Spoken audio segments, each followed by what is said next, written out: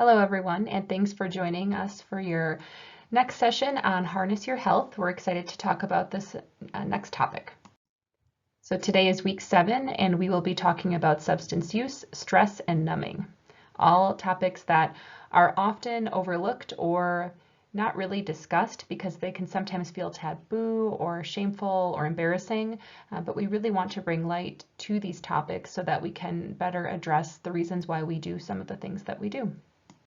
This week's objectives include discussing substance use guidelines, discussing harmful substance use characteristics, stating risks of substance use for physical and mental health, and then identifying signs that you may be quote-unquote numbing. So we're going to define a few terms related to substance use. So the first is addiction, and this is when you compulsively use a habit-forming substance despite negative consequences, characterized by a tolerance and by well-defined physiologic symptoms upon withdrawal. And one key thing with this is that you use this substance despite negative consequences. So this could mean you lost your job because of the use of a substance, yet you still continue to use.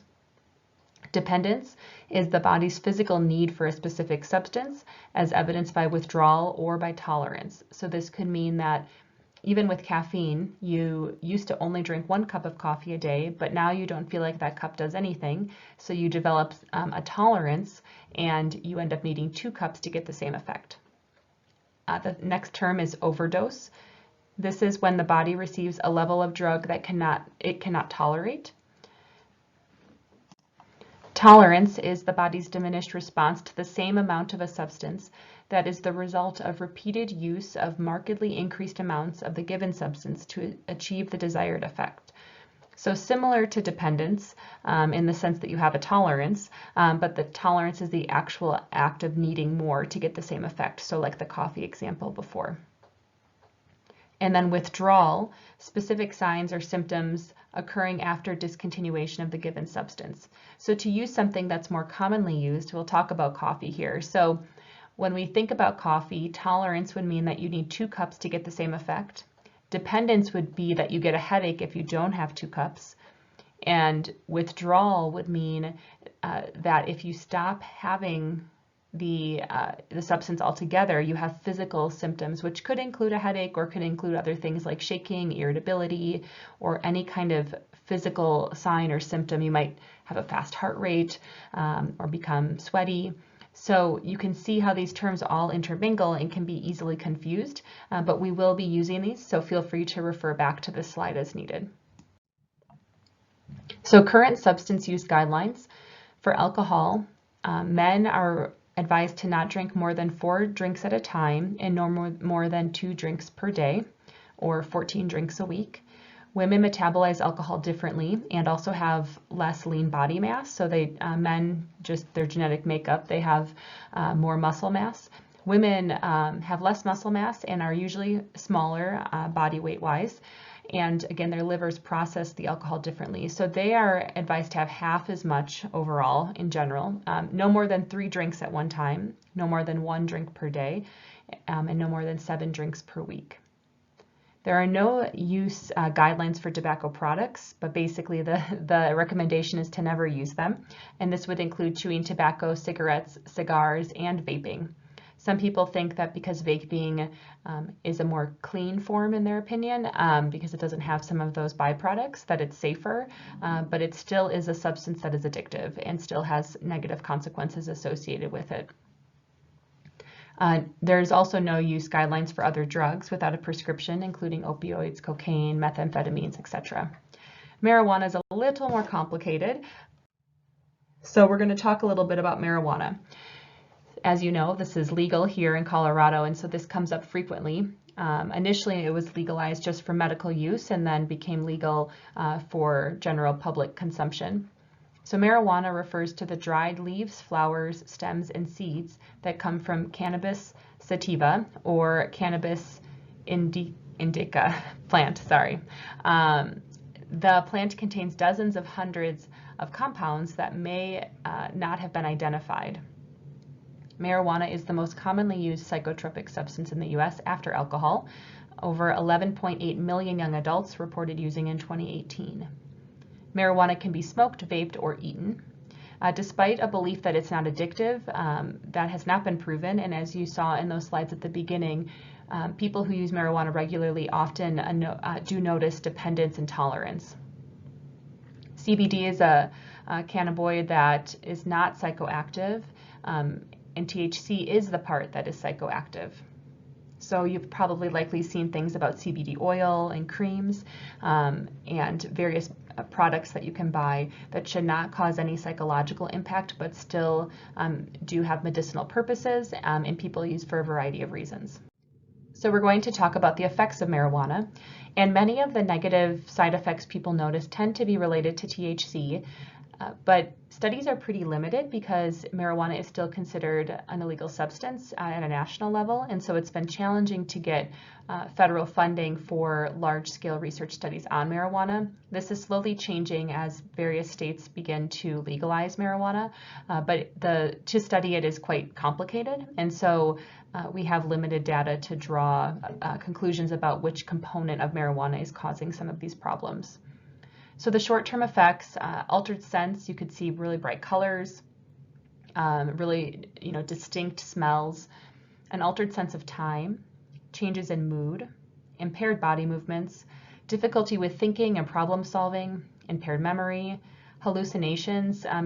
Both hallucinations and delusions and psychosis have come up when people are using products that have been altered. I'm sure you've heard that marijuana today is not like the marijuana of the 60s because there's a whole nother market out there, and plants are being cultivated that have various amounts of THC and CBD in them.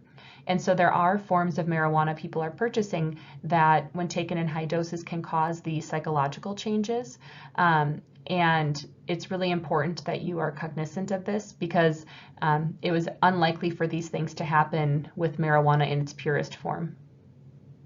Possible long-term effects include impaired thinking, learning, and memory, declined IQ in teenagers, breathing problems, lower birth weight, brain and behavioral problems in children born to mothers who use marijuana during pregnancy.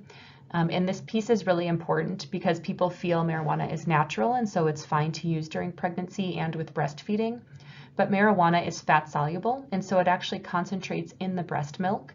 And so in utero, fats preferentially cross the blood-brain barrier to go to the baby's brain for development. And so with using it during pregnancy, there is marijuana getting to the baby's brain.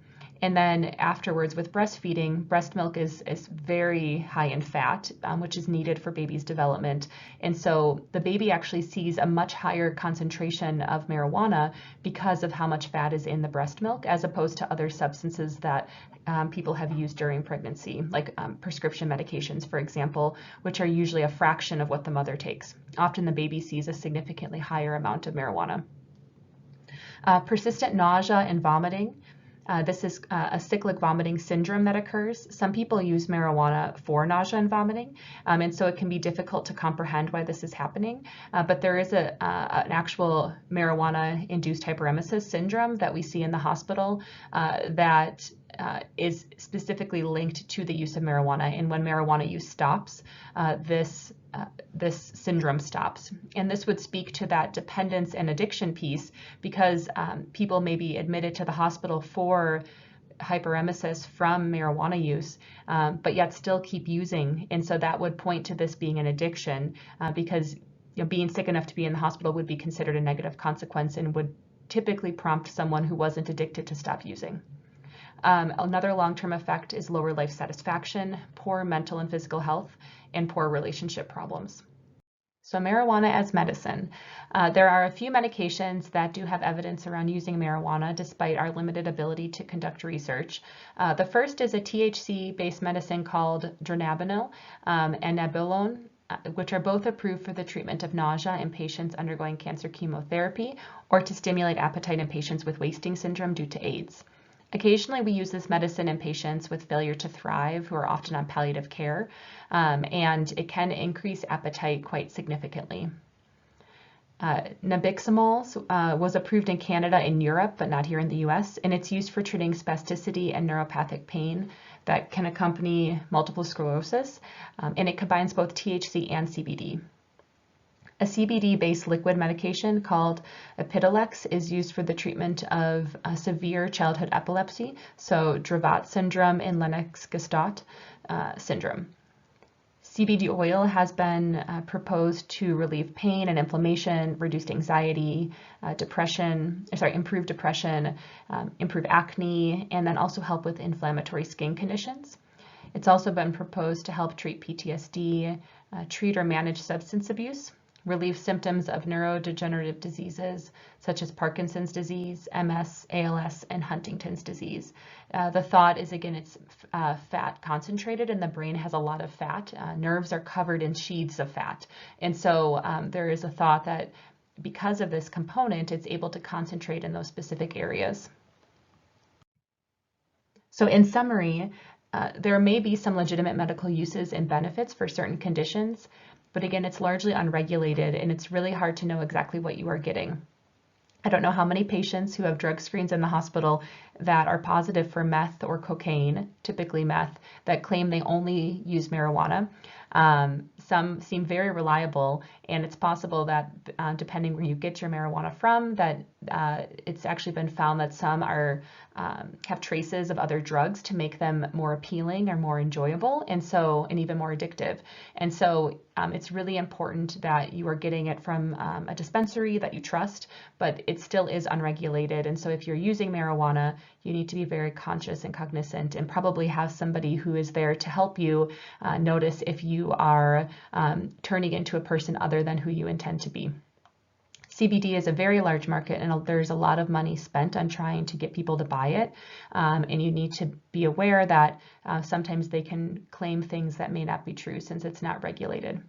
So use caution and know that there are many purported benefits that can be obtained by focusing on a healthy diet, physical activity, mindfulness, all the pillars that we've been talking about.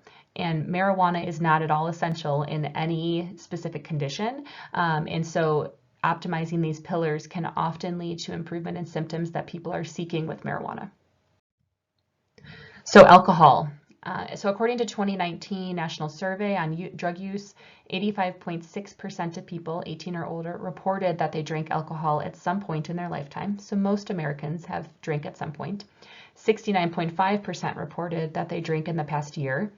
About 55% reported that they drank in the past month.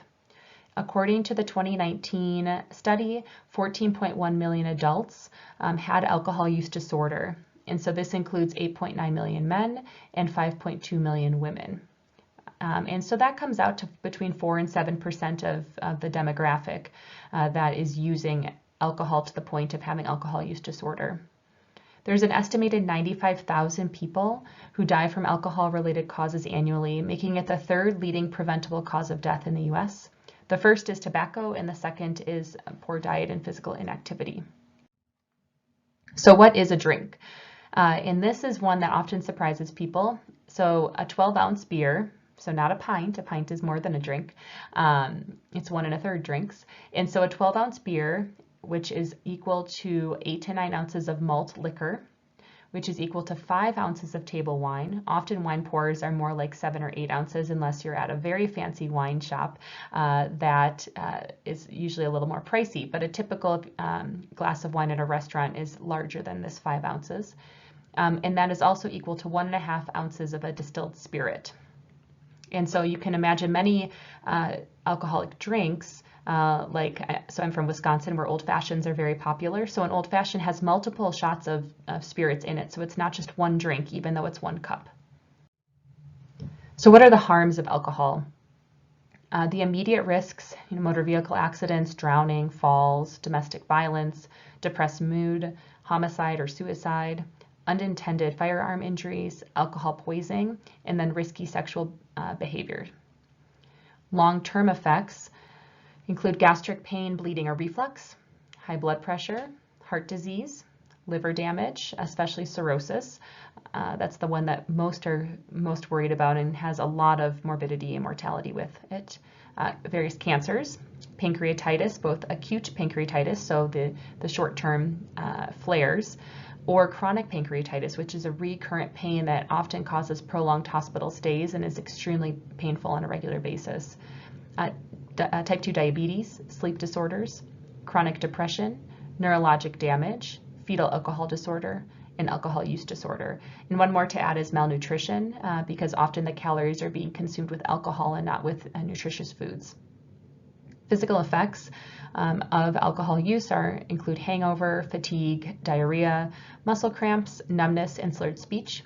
And then the mental effects include hallucinations, depression, and dependence. And those can be exacerbated by withdrawal that can occur.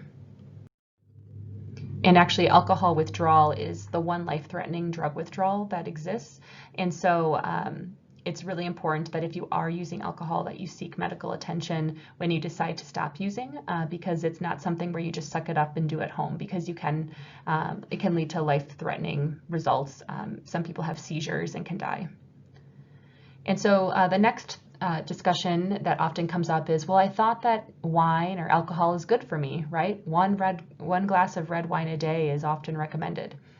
So there is evidence that red wine can have beneficial effects on cardiovascular disease, but the benefits are seen from a specific phytonutrient called resveratrol, which is the thing that is found in dark red and purple items like grapes. You could also find it in blackberries and blueberries. And so it's likely to be achieved by just eating grapes, or by eating the berries, or even by taking a resveratrol supplement. And so the alcohol piece is not necessary, but the studies that find a health benefit, it's typically linked with this phytonutrient. So I wanted to talk about women and alcohol. So in 2017, JAMA, which is a very well-known medical journal, found that the problem drinking jumped by more than 80% among American women between 2002 and 2013. Problem drinking is defined as drinking to the point that interferes with your life and you are unable to stop.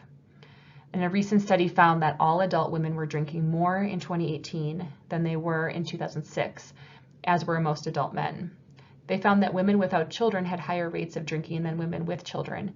But as you know, there is a mommy wine culture out there that can often normalize the use of heavy use of alcohol. And so it's been accepted by many circles that drinking is a necessary part of being a mother. There are shirts that say, I drink because of my kids. There are wine glasses that say mommy juice. Things that allude to the fact that to be a mom means that you're so stressed to the max that you must drink to survive it. And this has normalized the idea that numbing to manage the stress is okay. So why is this developed? Economic insecurity around 2008 is about when alcohol intake increased with women, and women can carry the brunt of responsibility for home, childbearing, child rearing, all of the factors that go around with being a mom. Well, they also have an increased responsibility in the workforce. And so you'll hear many women who are trying to basically do two roles. They're trying to still hold together the remnants of a stay-at-home mom's role while also working part or full-time outside of the home. And so modern parenting has become more all-consuming and isolating, making this balance even harder, because before you would send your kids out all day, they'd come back at dinner time and your hands were clean. Now there are many things that as parents we are taking our kids to throughout the day, and we're much more engaged in their lives. So being a stay-at-home parent has become significantly more work than in the past because of all of the activities and things that are associated with it. And you can imagine it was a busy job before, and so to have this even busier job paired with potentially working outside the home and trying to balance all of those demands can be very exhausting. Support systems that parents used to be able to count on in the past are no longer there, as many people don't live amongst their parents or family members. And so people have become somewhat disintegrated and feel isolated while raising their children. Alcohol is increasingly marketed to women, just as I mentioned before about the products you can purchase, specifically towards this mommy wine culture.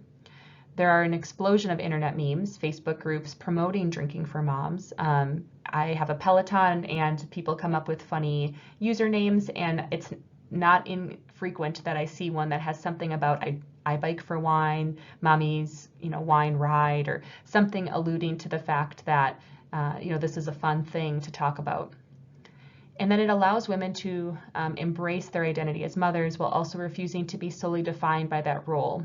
But it can be seen as vaguely feminist rejection of the vision of the traditional self-sacrificing homemaker that's been memorialized by the 1950s sitcom. So some women thrive with this mommy wine culture because they feel like it's almost a defiance to what being a homemaker was before, what being a mom was before. It's the new, the new version of mom life. And so it's really important that we notice that this is actually not a healthy coping strategy.